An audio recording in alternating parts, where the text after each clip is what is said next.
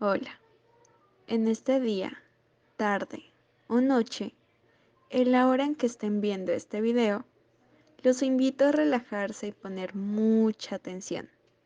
En este nuevo episodio les hablaremos sobre intertextualidad, sus tipos, ejemplos, características y conclusiones.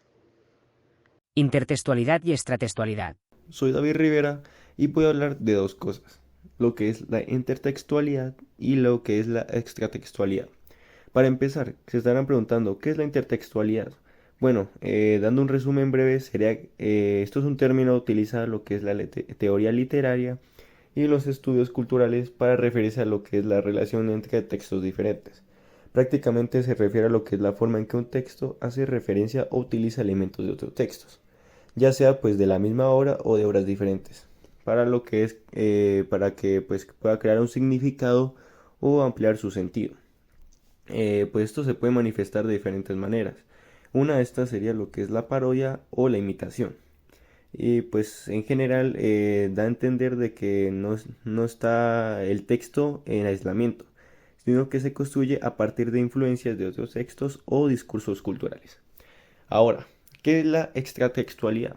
Bueno, prácticamente se refiere a todo lo que está fuera del texto, es decir, los elementos que no se encuentran en el texto mismo, pero que influyen en su interpretación. Esto se puede dividir en diferentes tipos, como el contextual, la biográfica, la histórica, la cultural. Por ejemplo, la contextual se refiere a lo que es las circunstancias que rodean la producción y recepción del texto, como el momento histórico, el lugar, la cultura y la sociedad en donde se está trabajando. Y la biográfica se refiere a lo que es la vida del autor o sus experiencias personales. También cómo se puede manifestar en el texto. Un ejemplo pues sería que el autor ha sufrido una experiencia traumática y se refleja en la vivencia del texto. Prácticamente esto se puede interpretar de diferentes formas dependiendo de lo que se quiera transmitir al lector, ya sea de una experiencia personal o de algo en general, como un lugar. Intratextualidad. Mi nombre es Evelyn Zamboni y hoy les voy a hablar sobre la intratextualidad. Pero primero que todo, ¿qué es la intertextualidad? Se refiere a la relación que existe entre diferentes partes de un mismo texto. Pero entonces, ¿cómo funciona esto? Bueno, lo voy a explicar a través de ejemplos. La intertextualidad podría ser cuando un personaje de un libro hace referencia a una situación, a un diálogo que se dio anteriormente en la misma obra. Otro ejemplo podría ser cuando un poema utiliza una palabra o imagen que se repite a lo largo de todo el texto.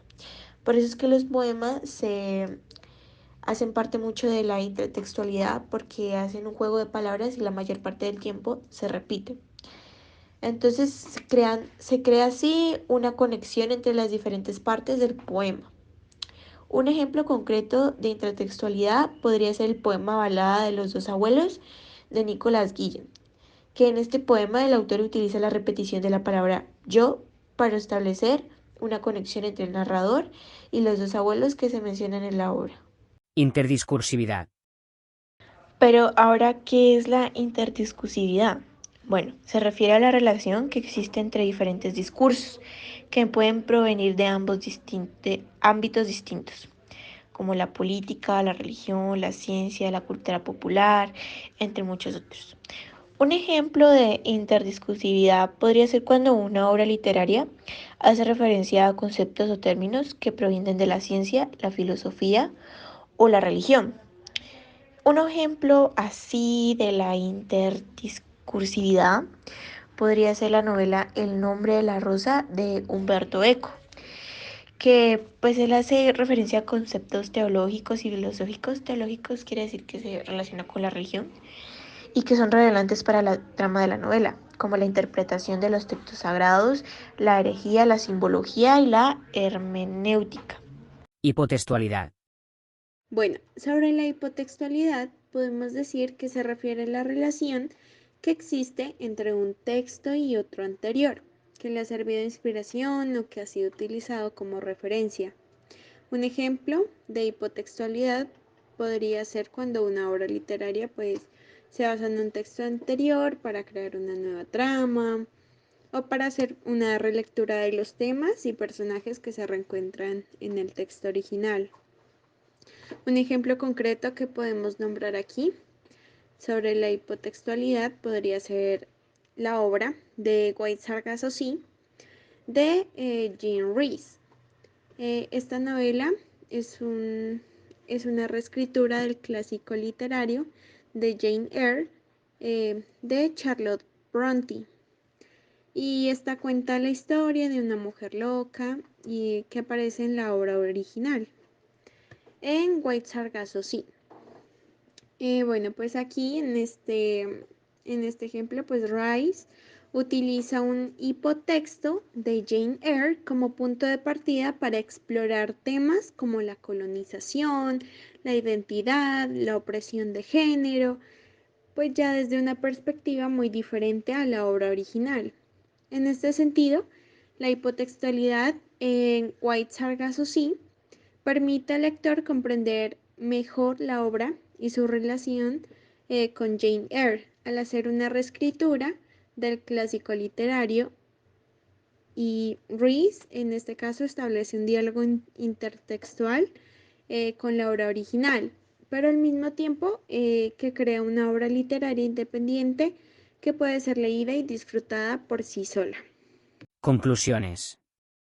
Gracias a estos ejemplos y definiciones que hemos hablado en este tiempo, podríamos decir que la intertextualidad es una herramienta esencial en la creación de significados en los textos, ya que permite que los autores utilicen y adapten ideas y recursos de otros textos.